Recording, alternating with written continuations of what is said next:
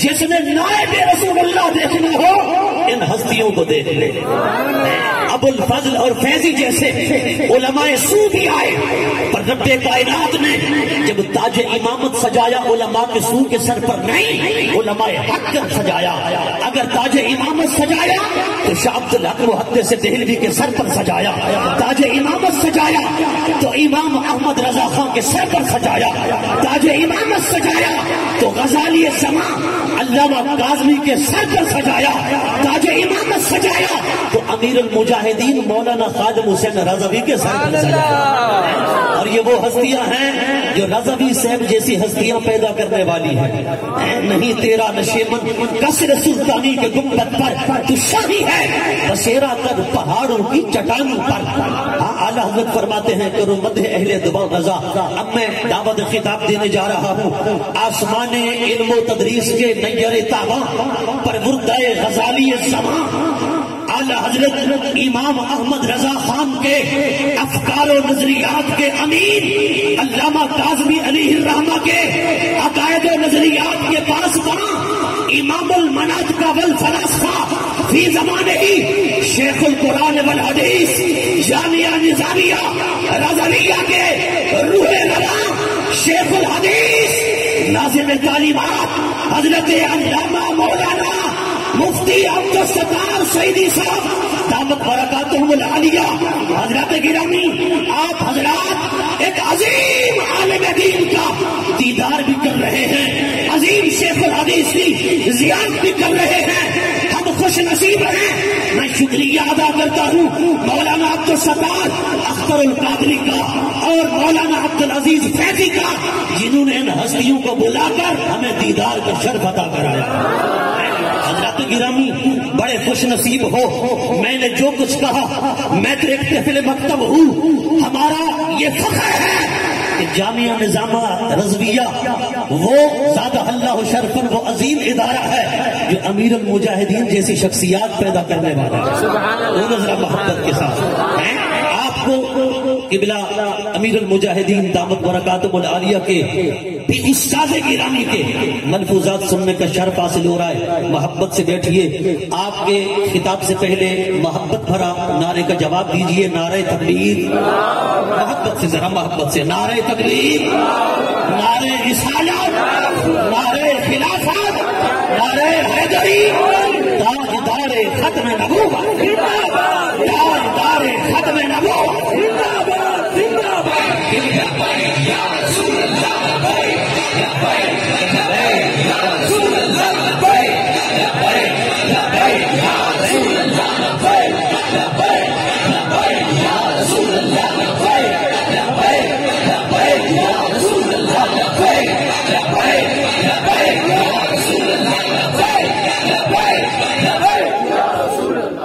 انشاءاللہ ہم نے نماز بجماعت بھی ادا کرنی ہے. ظہر کی وقت کافی ہے. اطمینان سے تشریف رکھیے.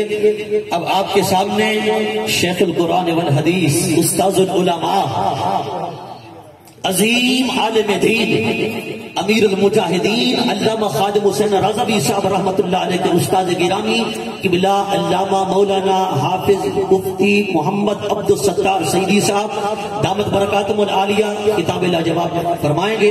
آپ حضرات توجہ فرمائیں. سبحان اللہ، سبحان اللہ، سبحان اللہ. نحمده ونصلي ونسلم على رسوله الكريم. سبحان اللہ، سبحان اللہ. اما بعد فاعوذ بالله من الشيطان الرجيم. بسم الله الرحمن الرحيم. ورفعنا لك ذكرك. صدق الله العلي العظيم. وبلغنا رسوله النبي الكريم الأمين. ونحن على ذلك لمن الشاهدين والشاكرين. والحمد لله رب العالمين. مولاي صل وسلم دائما ابدا अला हबीबे का खैर खल्क कुल्लिहिम सुभान अल्लाह अस्सलातु वस्सलामु अलैका या सय्यदी या रसूल अल्लाह व अला आलिका व अस्हाबिका या सय्यदी या हबीब अल्लाह।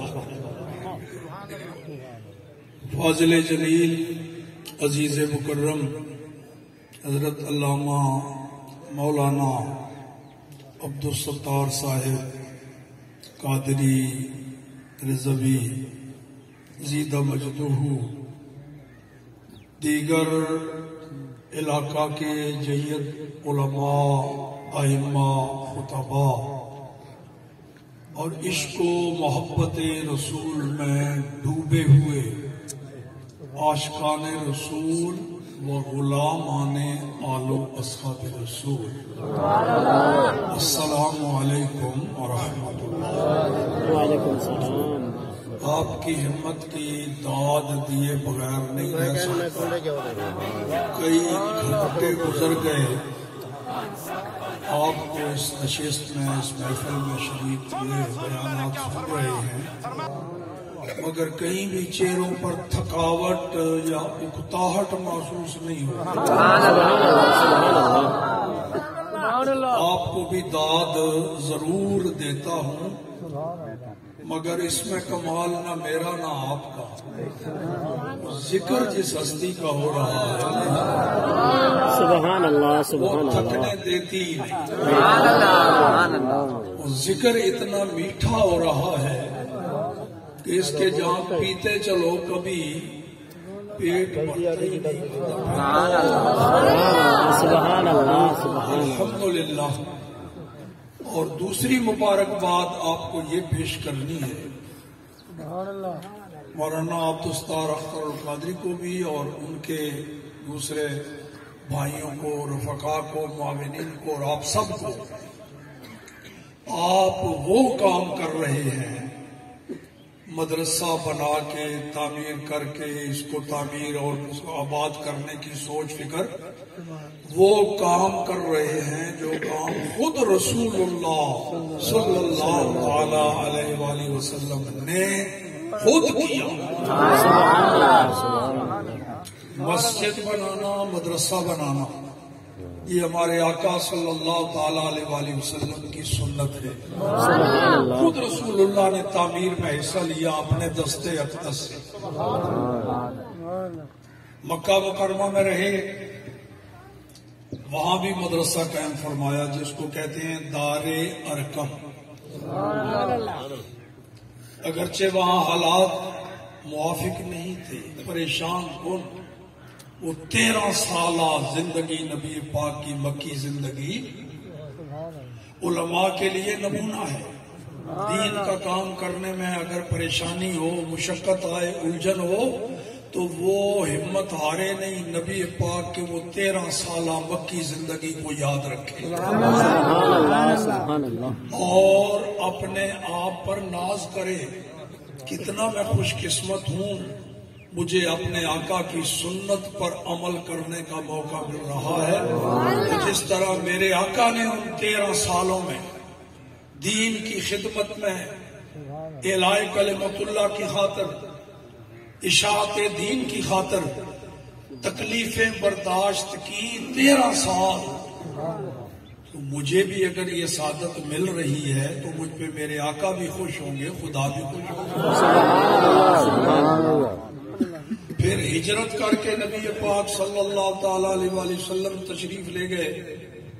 मदीना मुनव्वरा शहर में दाखिल होने से पहले एक बस्ती में, ये बस्ती है ना, शहर से थोड़ी बाहर है, रसूलुल्लाह भी मदीना शहर जिसको उस वक्त यसरब कहा जाता था, जब तक हुजूर के कदम नहीं चूमे थे उस शहर ने, उसे यसरब कहा जाता था।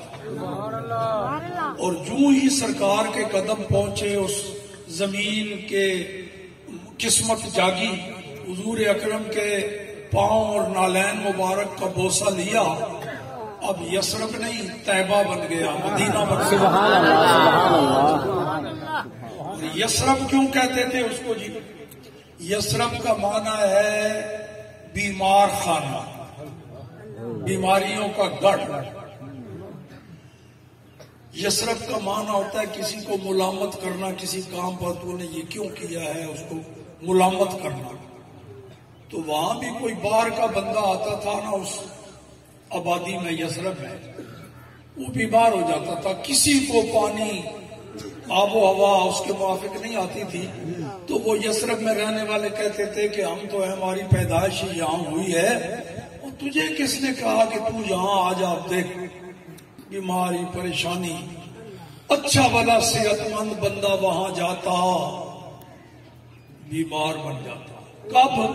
جب رسول اللہ کے وہاں قدم نہیں لگے تھے، اور جب سرکار وہاں گئے تو اچھا خاصا بیمار بندہ وہاں جائے فوراً شفا پا جاتا۔ سبحان اللہ، سبحان اللہ۔ اس واسطے اس کو یثرب کے بجائے طیبہ کا نام مل گیا، مدینہ بن گیا۔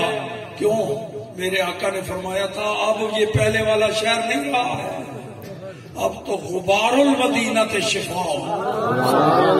مدینہ میں جو مٹی گھٹا اٹھتا ہے، گرد و غبار، وہ بھی شفا ہے۔ سبحان اللہ۔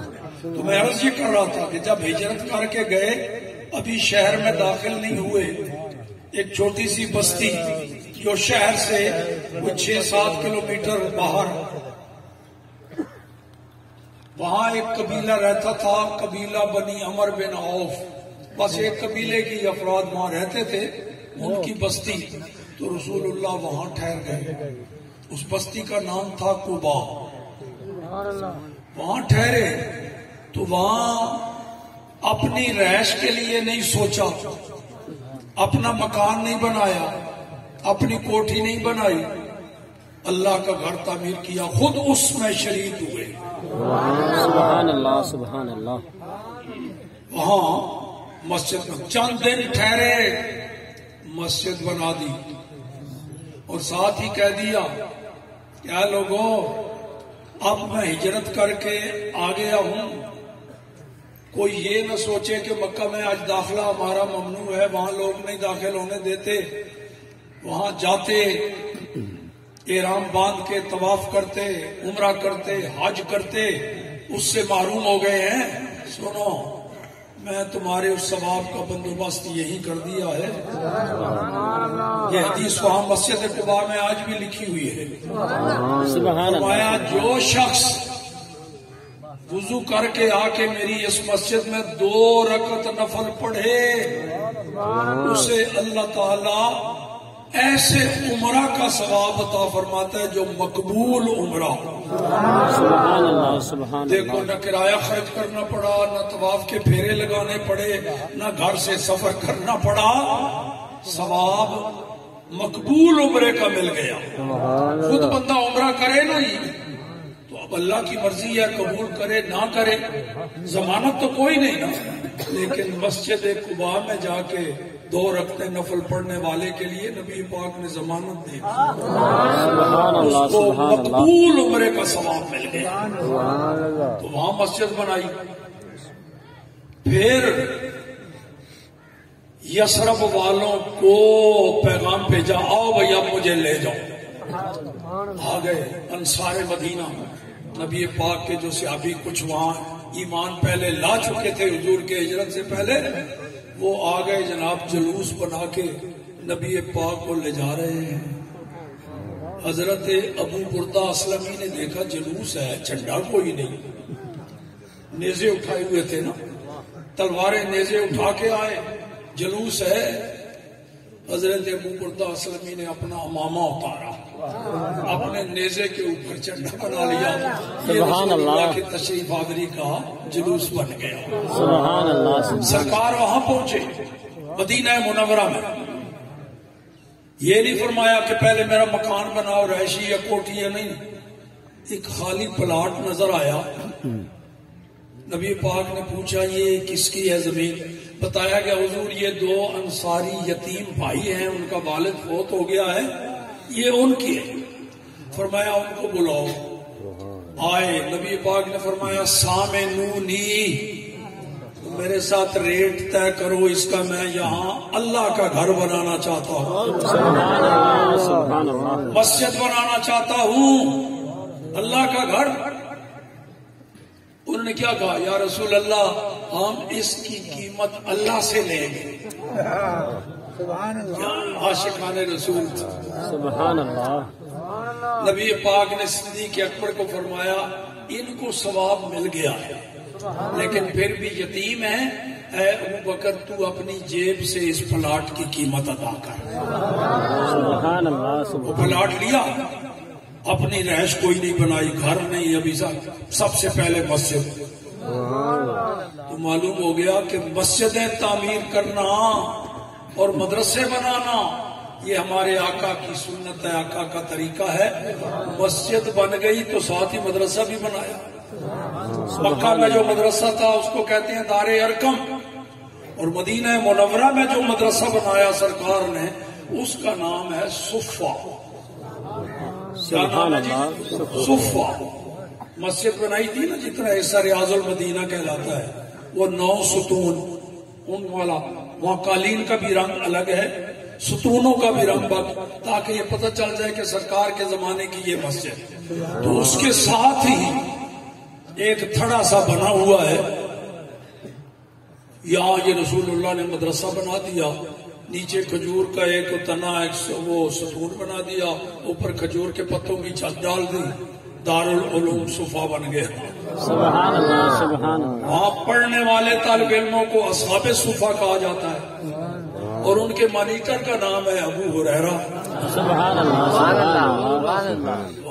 سبحان اللہ اللہ کیسا شاندار مدرسہ نبی پاک نے بنایا۔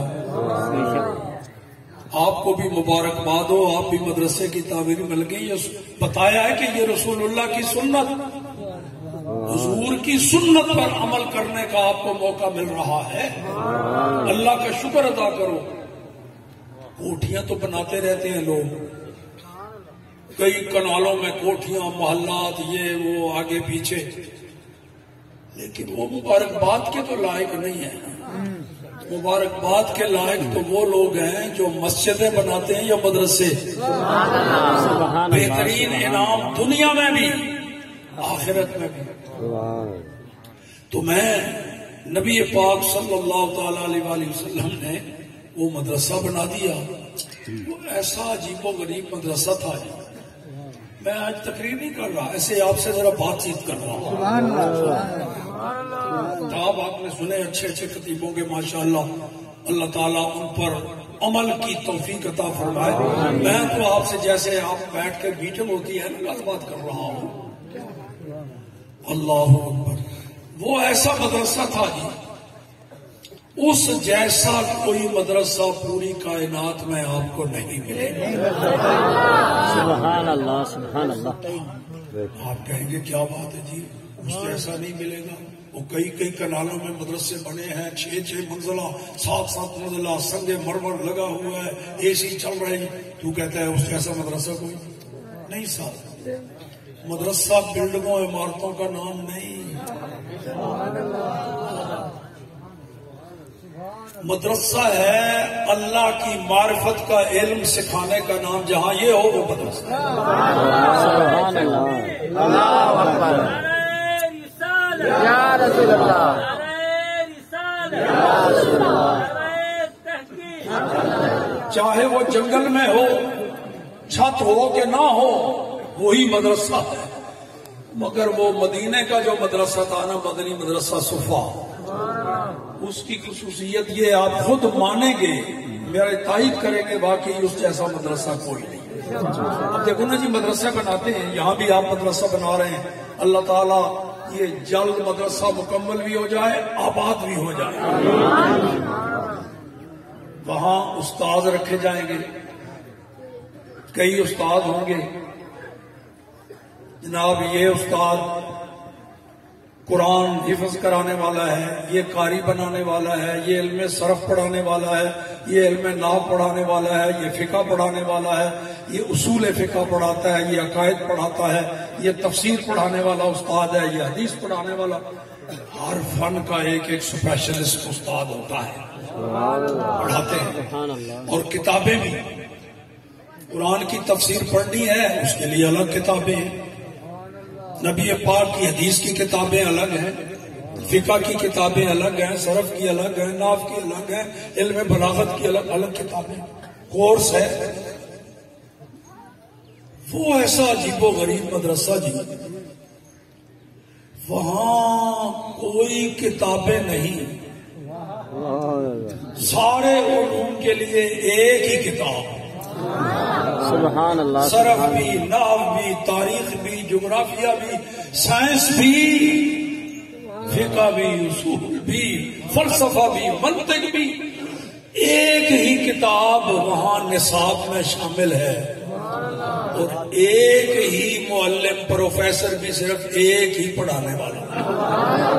سبحان اللہ، سبحان اللہ، نصاب کی کتاب بھی ایک قرآن پاک، پڑھانے والے معلم بھی جن کی رب نے ڈپٹی لگائی تھی وہ بھی ایک، محمد الرسول اللہ. صلی اللہ علیہ وسلم. ایک ہی کتاب نصابی، ایک ہی پڑھانے والا، اسی مدرسے سے، اسی ایک ہی استاد سے پڑھ کے، ایک ہی نصابی کتاب پڑھ کے حضرت ابو عبیدہ بن الجراح اور خالد بن ولید جیسے جرنیل پیدا ہوئے. سبحان اللہ، ماشاء اللہ، ماہر جرنیل وہیں سے پڑھ کے سنتا سے، وہی کتاب اسی استاد سے پڑھ کر ابو ہریرہ جیسے حافظ الحدیث پیدا ہوئے. سبحان اللہ، حضرت زید بن ثابت جیسے علم میراث کے ماہر وہیں سے پیدا ہوئے. ابو بکر صدیق جیسے ماہر مدبر سیاست دان اسی مدرسہ سے پیدا ہوئے. وہی ایک ہی کتاب پڑھی اسی استاد سے، اسی کلاس سے. جناب فاروق اعظم جیسا سخت گیر منتظم، سخت گیر حاکم، کنٹرولر، عادل، منصف، وہی نصاب پڑھ کے اور امور تجارت اور معاشیات کا ماہر عثمان غنی رضی اللہ تعالیٰ عنہ، وہ بھی اسی کتاب سے، سبق بھی ایک، کتاب بھی ایک، پڑھانے والا بھی ایک، اور وہی اسی مدرسے سے وہی کتاب پڑھ کے اسی استاد سے مولا علی شیر خدا جیسا جسٹس چیف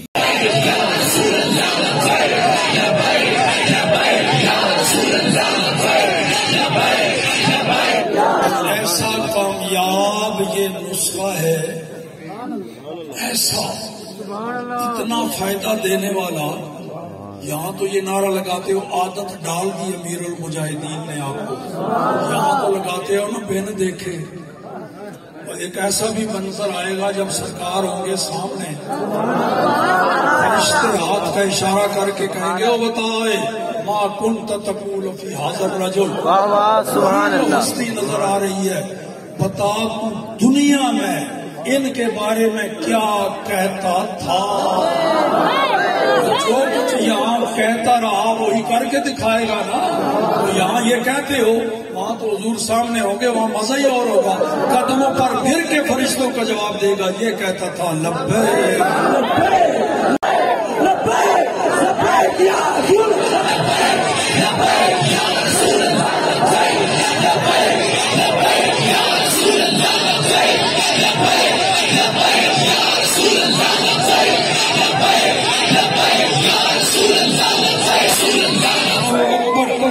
اس میں کہنا نہیں پڑتا جی ہاتھ اٹھاؤ.